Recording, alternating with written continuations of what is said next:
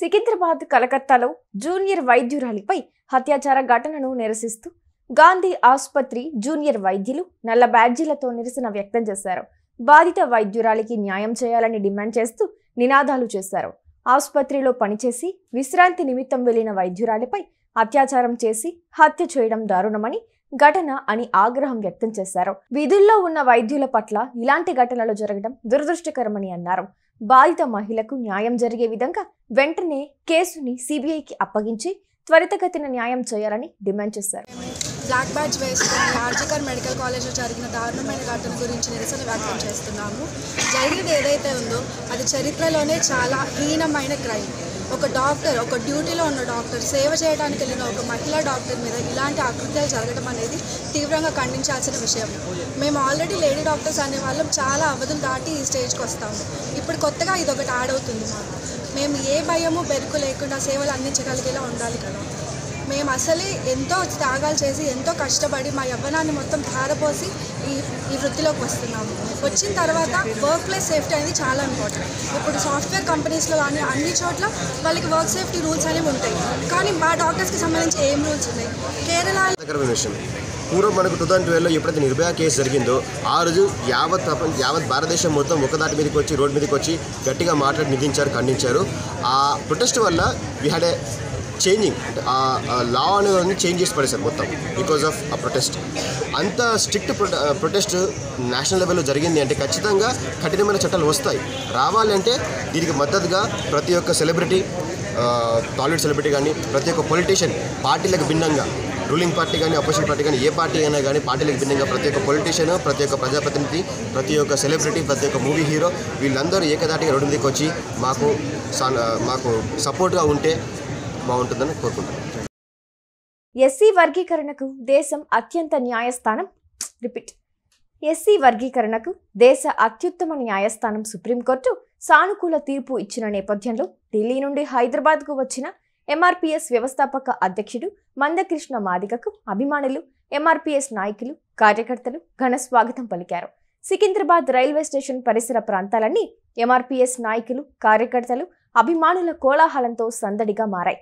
MRPS నాయకులు, కార్యకర్తలు పెద్ద ఎత్తున తరలివచ్చి మందకృష్ణ మాదిగతో పాటు విజయోత్సవ ర్యాలీలో పాల్గొన్నారు.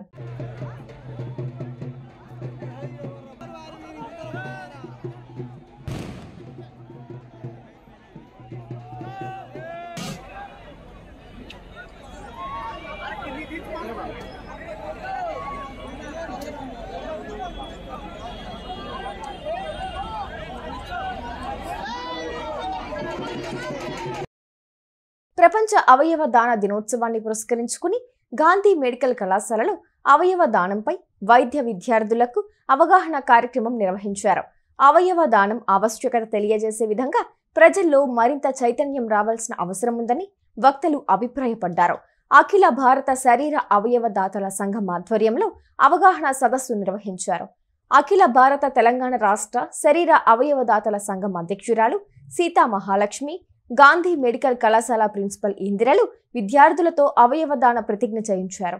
ఈ సందర్భంగా గాంధీ మెడికల్ కళాశాల ప్రిన్సిపల్ ఇందిర మాట్లాడుతూ చనిపోయిన తర్వాత కూడా తమ అవయవాలు ఇతరులకు ఉపయోగపడే విధంగా ప్రతిజ్ఞ తీసుకుని అవయవదాతలుగా ఆదర్శంగా నిలవాలని అన్నారు. అవయవదాతలకి అంత్యక్రియలను అధికార లాంఛనాలతో జరిపించండి.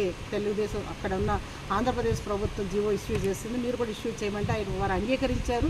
సంబంధిత అధికారులు కూడా గైడెన్స్ ఇచ్చారు. బహుశా నేను ఈరోజు ప్రశస్తిని దృష్టిలో పెట్టుకుని ఆ అనౌన్స్మెంట్ ఇస్తారని ఎదురు చూస్తున్నాం. ఎవరైతే అవయవదానం చేస్తారో ఆ అవయవదానం చేసినటువంటి వ్యక్తి కుటుంబానికి ఒక ఉపాధి కల్పించాలి అనేటటువంటిది మా ముఖ్యమైనటువంటి కోరిక. రెండోది, ఆర్గాన్ డోనర్ ఎవరైతే ఉన్నారో వారి యొక్క అంత్యక్రియలు అనేటటువంటివి ప్రభుత్వ లాంఛనాలతోటి జరగాలి. ఎందుకంటే అతడు కూడా ఒక వీర జవాన్ లాంటి వాడే కాబట్టి అతడి అంత్యక్రియలు అనేటటువంటివి ప్రభుత్వ లాంఛనాలతోటి జరగాలి. మూడోది, వారి యొక్క కుటుంబ సభ్యులని నేషనల్ ఫెస్టివల్స్ సందర్భంగా 15th ఆగస్టు కానివ్వండి, 26 జనవరి కానివ్వండి, కలెక్టర్ గారి చేతుల మీదుగా వారి యొక్క కుటుంబాన్ని సత్కరించాలి అనేటటువంటిది మేము కోరుతూ ఉన్నాము. తెలంగాణ రాష్ట్ర అవయవదాతల సంఘానికి సెక్రటరీగా వర్క్ చేస్తున్నాను.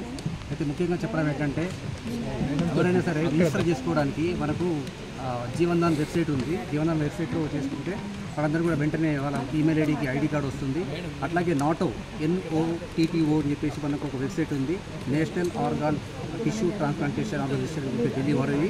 దాంట్లో కూడా రీసెర్చ్ చేసుకుని మనం ఏమేమి ఆర్గాన్స్ ఇవ్వాలనుకుంటున్నామో అది చేసుకుంటే ఐడి కార్డ్ అన్నది వాళ్ళ ఫోన్కి 2 నిమిషాల్లో వచ్చేస్తుంది. ఈ ఫోన్ ఆ విధంగా చేసుకుని మనం రీసెర్చ్ కావచ్చు. ఇప్పుడు దాదాపుగా టోటల్ ఈ ముఖ్యంగా ఈ ఆగస్ట్ మాసంలో రీసెర్చ్ చేసిన దాంట్లో టాప్ 3లో మనకు తెలంగాణ ఉంది. దాన్ని మొత్తం టాప్ 1లో తీసుకోవాలని చెప్పి మా ప్రయత్నం చేస్తున్నాము. Thank you. World body and organ donation day అంటే ప్రపంచ అవయవ దాన దినోత్సవం సందర్భంగా ఇక్కడ గాంధీ మెడికల్ కాలేజ్లో డాక్టర్ ఇందిరా ప్రిన్సిపల్ మేడమ్స్ వారి ఆధ్వర్యంలో ఇక్కడ ఒక మంచి అవేర్నెస్ ప్రోగ్రామ్ అంటే అవగాహన సదస్సు ఇక్కడే మెడికల్ స్టూడెంట్స్కి ఏర్పాటు చేయడం జరిగింది.